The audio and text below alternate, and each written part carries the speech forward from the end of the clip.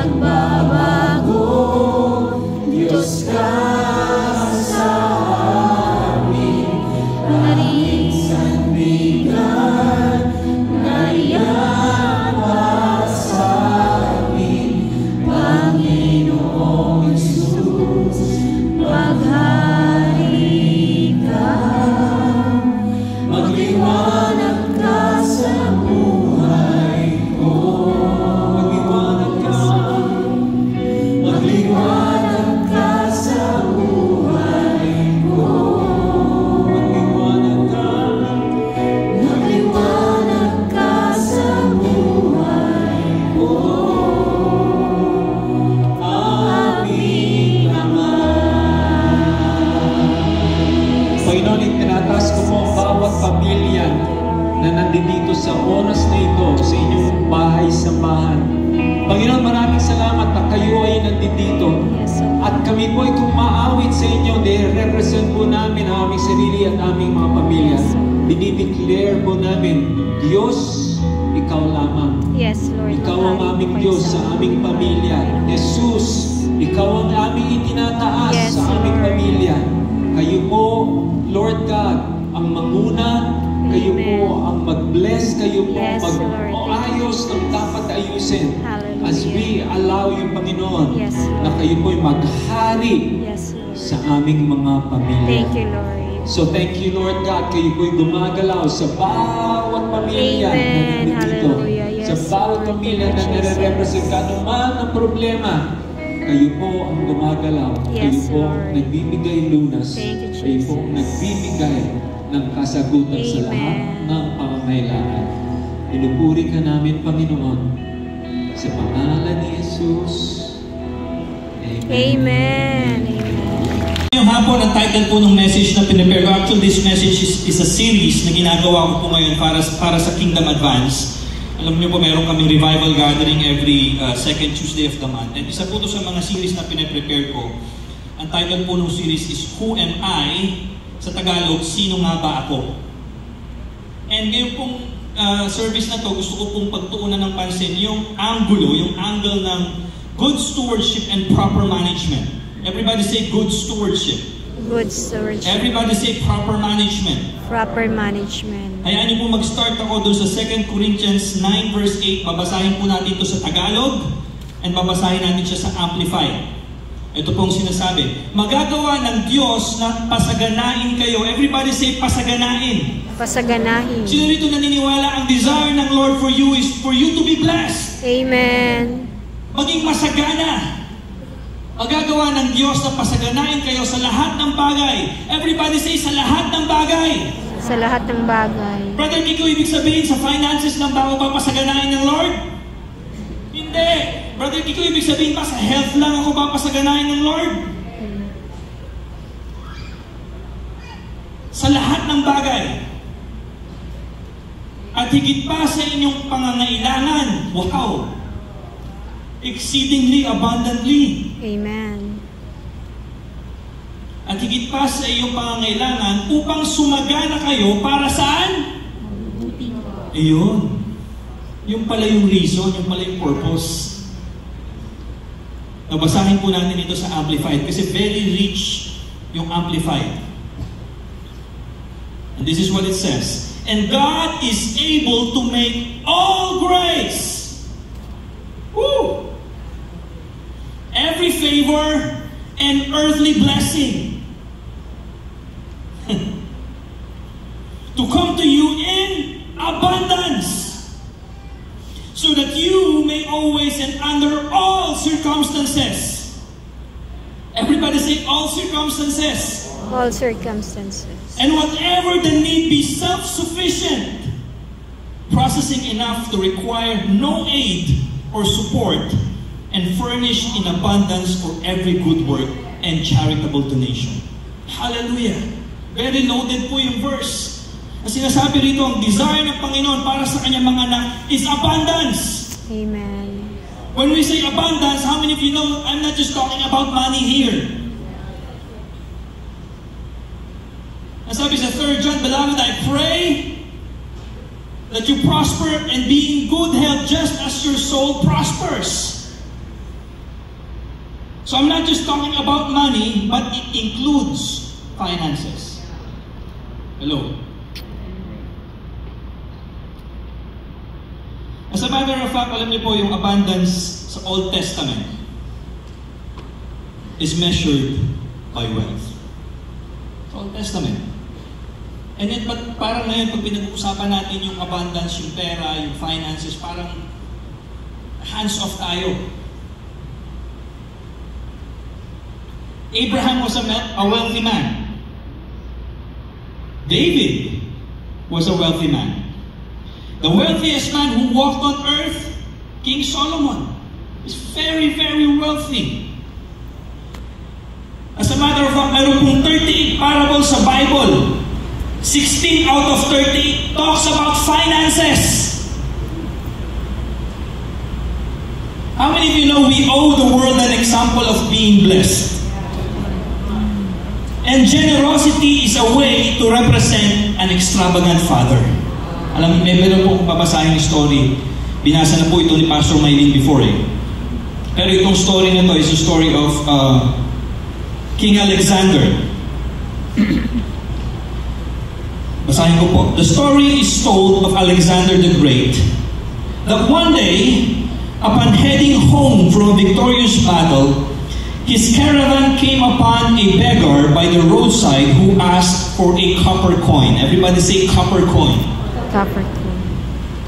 Initially, the courtiers sent him away, but King Alexander intervened and asked what the poor man wanted. The courtier said a copper coin. After looking at the man, he returned to his carriage to grab a bag of coins. Everybody say bag of coins. He returned to the beggar and gave him a bag of gold coins. The courtier was surprised by this gift and commented, "Sir, a copper coin would have adequately met the beggar's need and desire. But why give him gold coin?" Everybody say gold coin. Ano yung kailangan ng beggar? Copper coin. But what did Alexander the Great give? Gold coin. A copper coin would suit, ito po sabi ni Alexander the Great, and this is very powerful. Naniniwala po kung lahat tayo may matututunan dito sa story na to. Sabi ni Alexander the Great, a copper coin would suit the beggar's need, but gold coins suit Alexander's giving. How many of you know ganito po ang ating Panginoon? Kasi ang Lord gusto kang i-bless not just by what you need, but He wants you to bless in abundance. And so in a way, in a different perspective, tayo po na mga binibinayaan ng Panginoon in abundance, we can actually represent God extravagantly. By what? By how we give. How many of you know that you can represent God by your giving? By your generosity? Amen? If we have a deeper understanding of who we are, listen to this church, kung malalim po yung pagkakakilanlan natin sa ating identity sa ating Panginoon, then generosity will just be normal. If you know exactly who you are and who God made you to be, then generosity would be normal for you. Let's go back to the verse.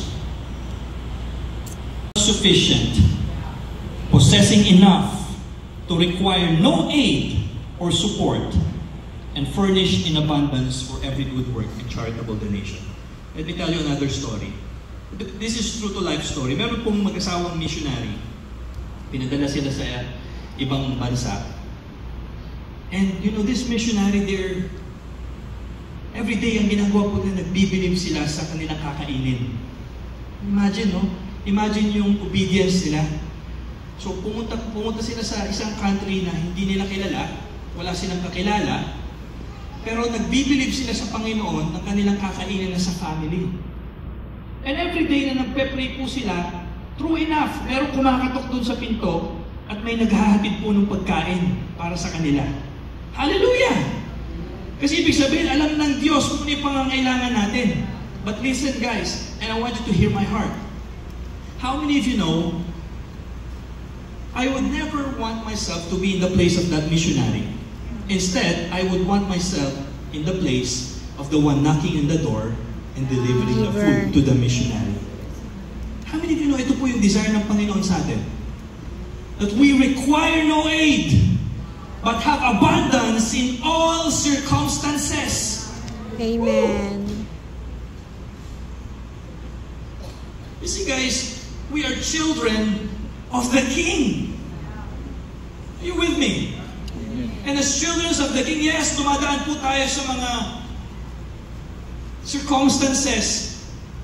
Sometimes we even put ourselves into situations na hindi naman dapat natin nilagay yung sarili natin doon. But how many of you know, even in those times, merong grace na available ang Panginoon para sa atin? Amen. Thank you, Lord. Kaya yung sinasabi ng verse, there is favor and there is blessing in every circumstances.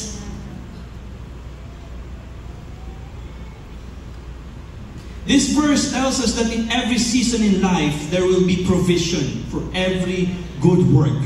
Not for yourself only. It could be finances, it could be time, it could be relationship. Pero bakit?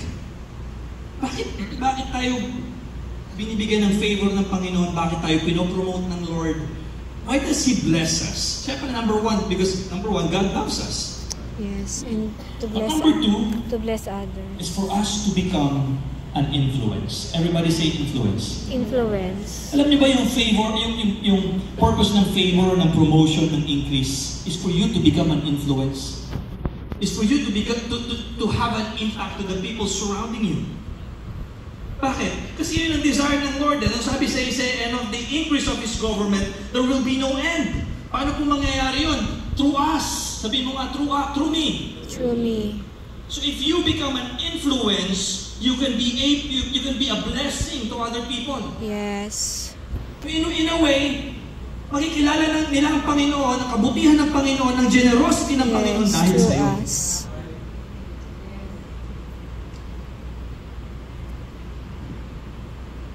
God's desire for every born-again believer is to have enough supply in every season to be a blessing. And when God gives us favor, mga kapatid, pag binibigyan tayo ng favor ng Lord, pag pinopromote tayo ng Lord, it's because God trusts us. Yes. Dapat ingatan. Now, please don't get me wrong, pero lahat po tayo dito mahal ng Panginoon. Amen?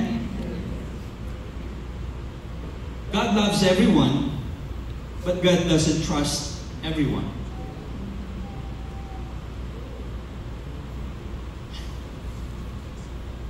Because God will only trust us in proportion to our obedience.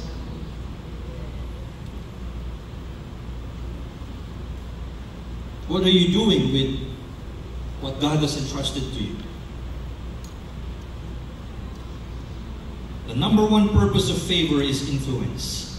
Because God wants us to extend the boundaries of His kingdom. The key to increase, listen to this church, this is very powerful. The key to increase, whether materially or spiritually, is proper management. Yung tinatawag po natin good stewardship. Let me say that again. The key to increase, whether materially or spiritually, is good stewardship. It's proper management. How many of you know there will be no growth without proper management? Punta po tayo sa Genesis 2 verse 4 to 7. Ito po sinasabi. This is the history of the heavens and the earth when they were created. In the day that the Lord God made the earth and the heavens, before any plant of the field was in the earth, and before any herb of the field had grown, for the Lord had not caused it to rain on the earth. Wala daw pong rain. Why? Because there was no man to till the ground. In other words, walang magmamanage eh.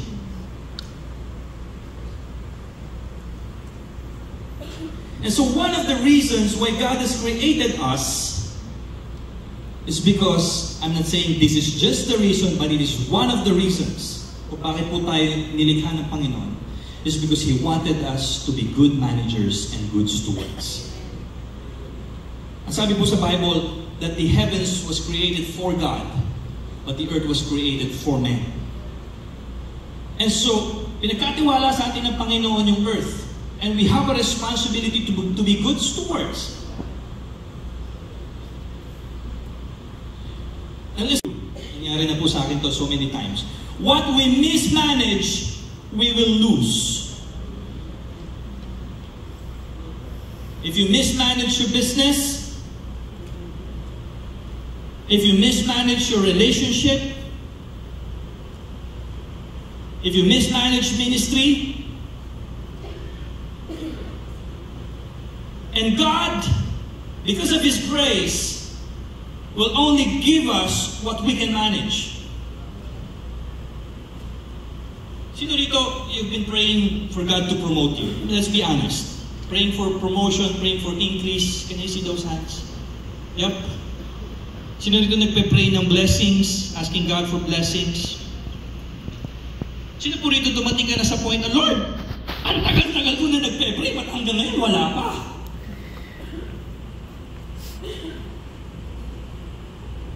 And sometimes iniisip natin, ako parang pinagdadamot yata ni Lord yung blessing sa akin Why is that?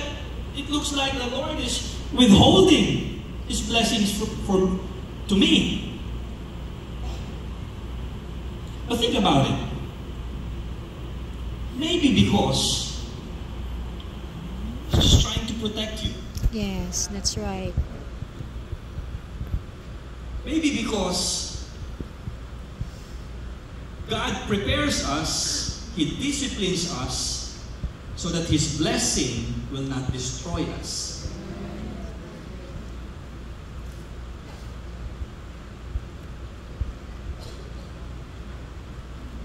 Anak, nagpe-pray ka ng napakalaking business. Etong ang maliit na business, hindi mo ma-manage.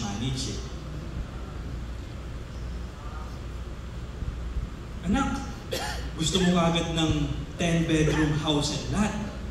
Etong ang townhouse mo, hindi mo maayos-ayos yung tulo ng bubong. Anak, you're believing for a Ferrari? Hindi mo pa nga mapa-change oil yung motor mo? Bisikleta mo, yung kadena ng bisikleta mo, palitan mo na, anak! Diba? Kasi God will, the Lord loves us and He wants to make sure that we're ready.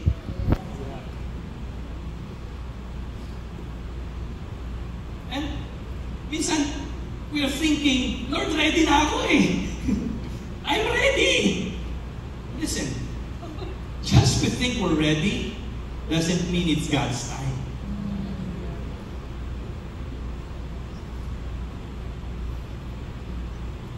Hello. How many of you know before the promotion comes the process? Diba? When God gives us a vision which is the end goal, sometimes He gives us a vision which is the end goal. It's all part of the process. Hey, Brother Kiko, I am in this situation because of my own wrongdoing. Because of a stupid decision na ginawa ko. Do you really think that when God gave you the vision or the plan, He did not factor in our stupidity? Hello? Kasama yun eh. Parang yung pag nagda-drive ka, sino nito merong Waze app pag nagda-drive. How many of you know kahit na ilang maling liko pang gawin mo, idadirect ka pa rin ng Waze app doon sa pupuntahan mo eh. Di ba? So naka-factor, yung mga kapatid, naka-factor in yung stupidity natin. Yung mga stupid decisions, yung mga wrong decisions na ginawa na, naka-factor in yan.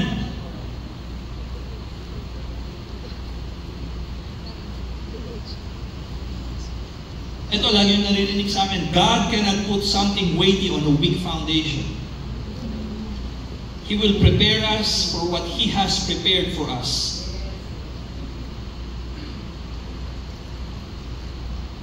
The longer the process, probably because the greater the promotion.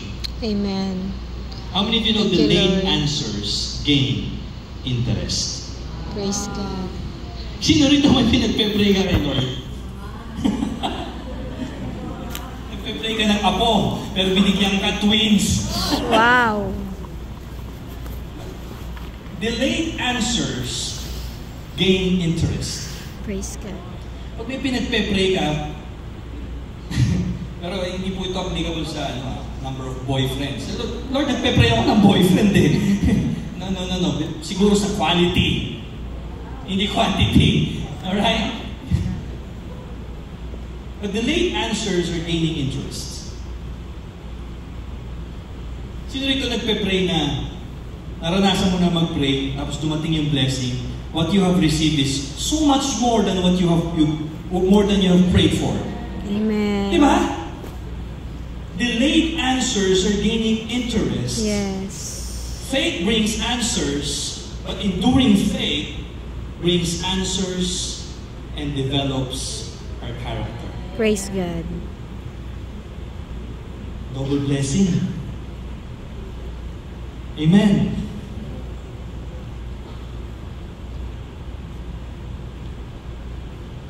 The longer the process could mean that there's a greater promotion. The greater the promotion, the bigger the responsibility. The bigger the responsibility means, the greater the impact, the greater the influence. And God is more concerned in our development rather than our comfort.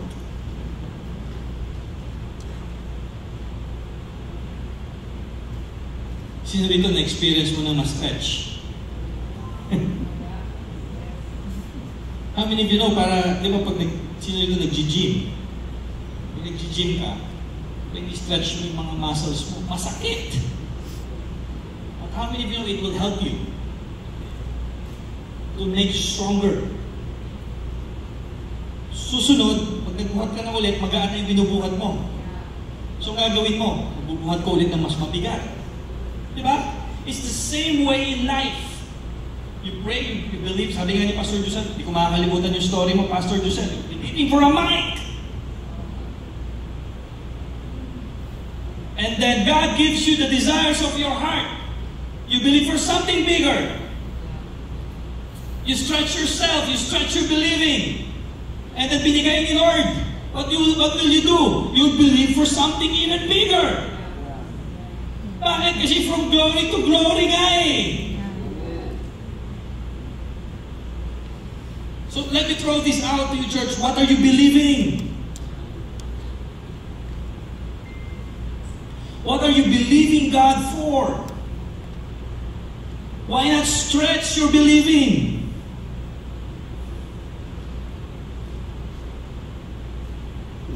Hello?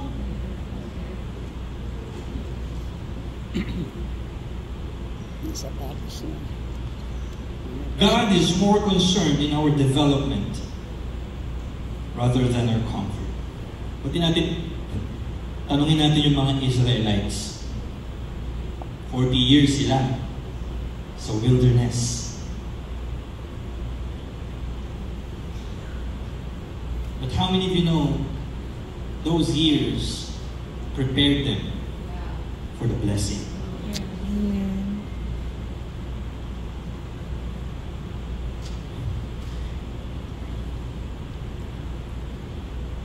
The end point of promotion is servanthood. Let me say that again. The end point of promotion and increase and blessing is servanthood. Yes, we were created for dominion, but we were not created to dominate people. Okay ba po yun? Because in the kingdom, when you are promoted, you're given a much bigger responsibility to be of service to the people surrounding you. Kaya nga babalik tayo sa sinabi ko kanina, the Lord doesn't trust everyone. He loves everyone, but He doesn't trust everyone.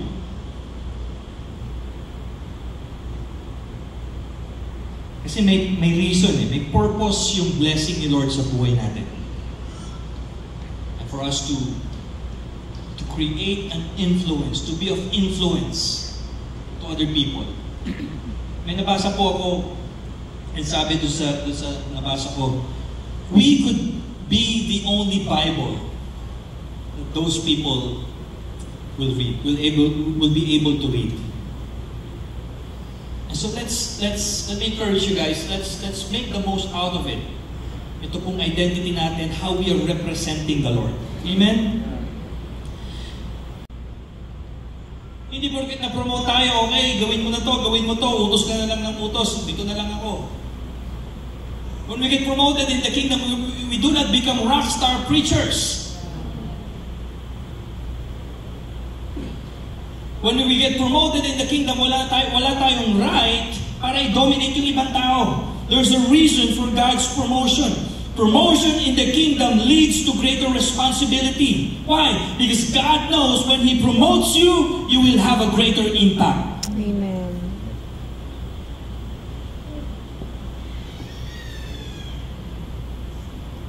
Let me illustrate this. Punta po tayo sa parable of the minas. Luke 19, verse 11 to 19.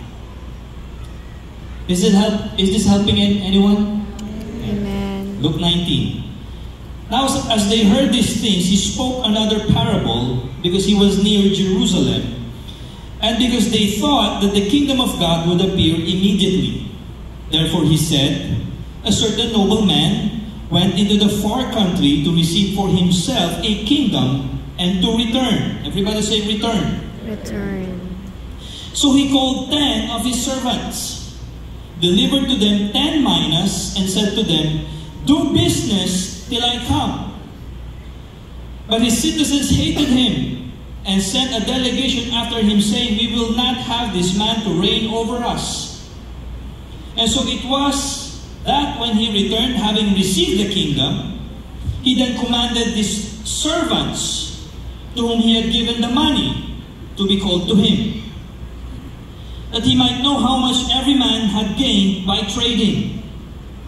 Verse 16. Then came the first, saying, Master, your mina has earned 10 minas. Everybody say 10 minas. Verse 17, and he said to him, well done, good servant, because you were faithful in very little, have authority over what?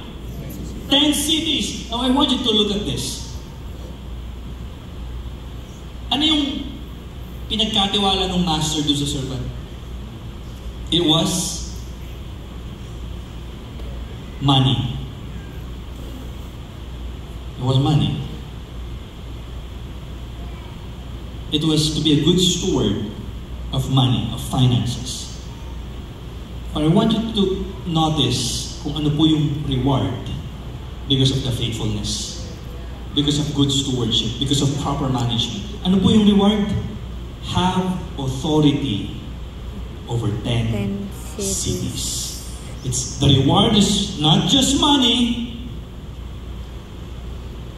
but the reward is greater responsibility.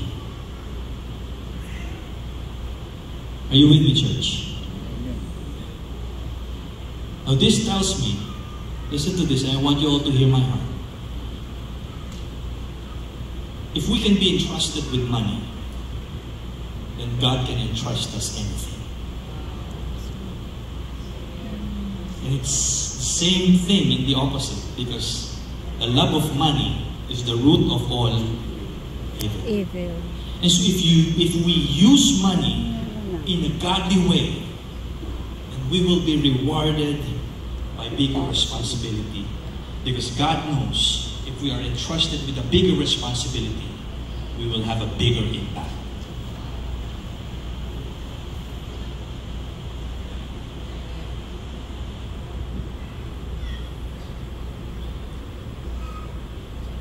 In each case, the reward was always greater responsibility. It was not immunity. Because God's promotion will not exempt us. Listen to this. God's responsibility will not exempt us, or God's promotion will not exempt us from responsibility. In the kingdom, when God promotes, it is always because He wants us to be more effective.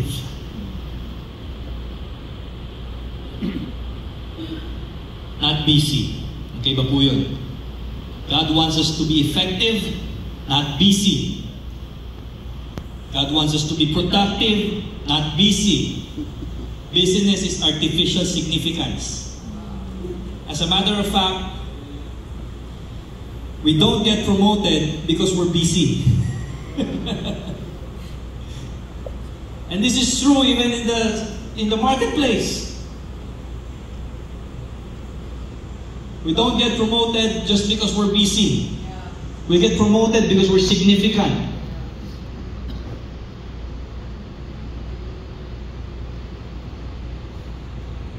Sometimes, pagka na-receive natin yung promotion, binigyan tayo ng blessing or ng increase ni Lord, sometimes promotion breeds entitlement.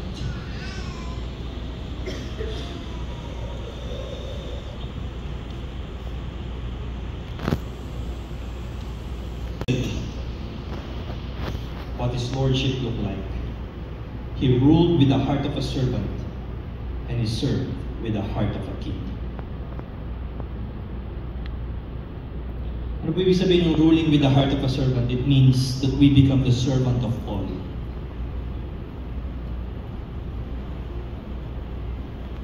Serve with the heart of a king. Ano pong ibig sabihin nun? It means that we give our best whenever we are given an opportunity to serve. In other words, be excellent. Excellence. Do you know that excellence is one of the marks of the kingdom of God?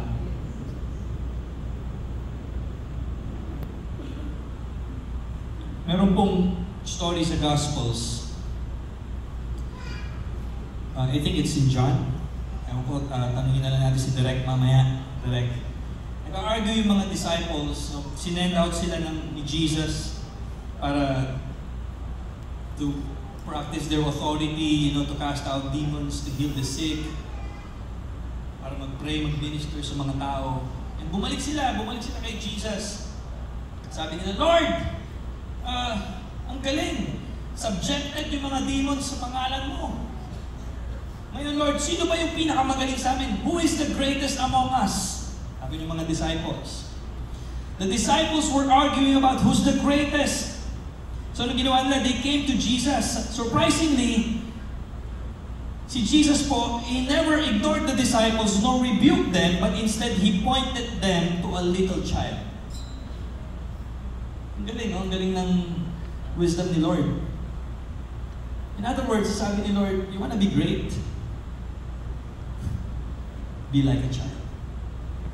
Not childish, but childlike. A child is where you become the servant of all.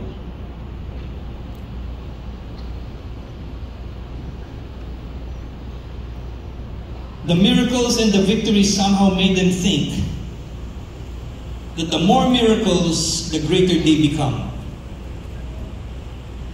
Pero kay Jesus, sabi niya, you want to be great, be childlike, be humble. Greatness, I'll end with this. Greatness is not measured by titles or positions. It is measured by significance. Sabihin ko po ulit. Greatness is not measured by titles or positions. It is measured by significance. And how do we become significant, mga kapatid? That we become the servant of all.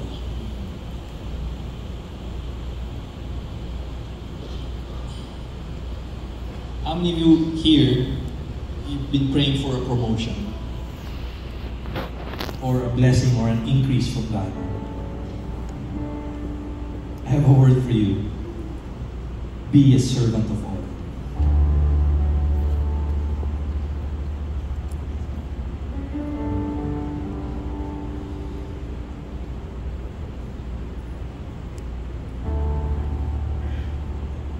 Good stewardship.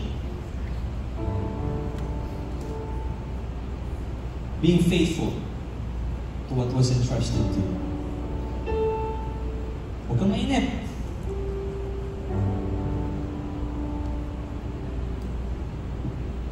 Sabi mo sa katabi mo, huwag kang mainip. Mainit na. Ano ba yan? Mali. You know what? Alam niyo po kung ano yung antidote sa entitlement? It's humility. The antidote to entitlement is that we become humble. Anong sabi sa Bible? Humble yourselves under the mighty hand of God, and in due time, He will promote you. Let's pray. Okay lang, pray tayo. Panginoon, alam niyo po yung desires ng heart namin. We may think that we are ready, but Father, we surrender our plans, we surrender our timings to your timeline. And we just rest on your promise. We yield to you and we surrender everything. And so, Lord, I ask in the name of Jesus for every person here in this place today that you give us the grace in the waiting. Give us the wisdom to grow, to mature, and to learn your ways. So that when the promotion comes, so that when the blessing comes, Lord, masasabi namin, we are ready. I am ready.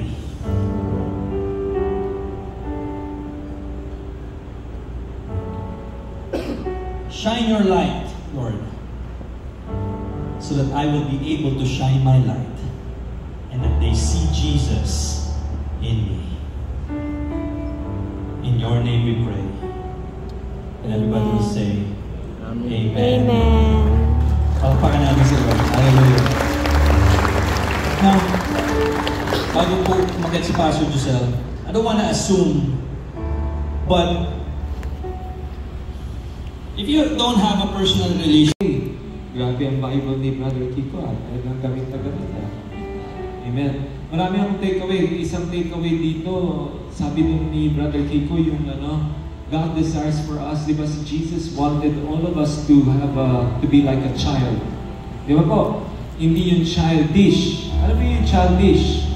Childish na yung parang, yung Nagpapabebe. Ano ba naman, God? Bigay mo naman. Ano ba naman? Hindi mo binigay sa akin. Galit na ako sa iyo, God.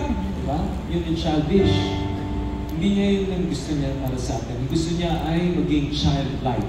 Ano yung childlike? Yung palaging pagtatrust sa kanyang ama. Diba? Na alam na, Lord God, ano mangyari? Ako, anak mo. Alam ko na hindi mo papabayaan. Praise God. Amen? Yun po, at marami pang iba. Kaya nga po, palakpakan natin, Panginoon, right now. Maraming salamat po, Diyos. Diba, salamat po. Turuan ko po kayo dito sa 3 p.m. Pag meron po kayong magandang nakuha sa Panginoon, na salita niya, magpasalamat kayo. Amen? Dahil, ibig sabihin, inaako nyo, ginagawa nyo po personal, yung inyong nakuha. Diba? Ang napakaganda kasi pag nagbibigay ka, tapos yung binibigyan mo, nagte-thank you. Diba? So, ang Panginoon nagbigay sa atin. Every Sunday, binibigyan tayo ng Panginoon. Hindi lang every Sunday. Every day, meron pong binibigyan ng Panginoon sa atin. Dapat po tayo palagi nagpapasalamat. Amen. Sabihin nyo nga, salamat Panginoon. Salamat, Panginoon. Panginoon, maraming salamat. Yes, Lord. We thank you, Lord God, for all the word, for all the seeds that you have planted in our hearts. Maraming pong salamat, Panginoon, na kami ay nasa proseso, Panginoon, Yes, na ginagawa niyo sa buhay namin. Ang kailangan po namin ay patuloy kami mag-trust sa inyo. Yes, Lord. At maraming salamat, Panginoon, sa mga darating na panahon. Makikilala po namin kung sino kami sa inyo. Amen. Thank you, Lord God. Hallelujah. We Thank trust you, in Lord. you. I speak God's blessing, Yes, God's receive, favor, Lord. Thank you, God's Jesus, help, for protection, God's wisdom and Lord. strength upon every Thank you, person Lord. in this room today. In Jesus' name. And all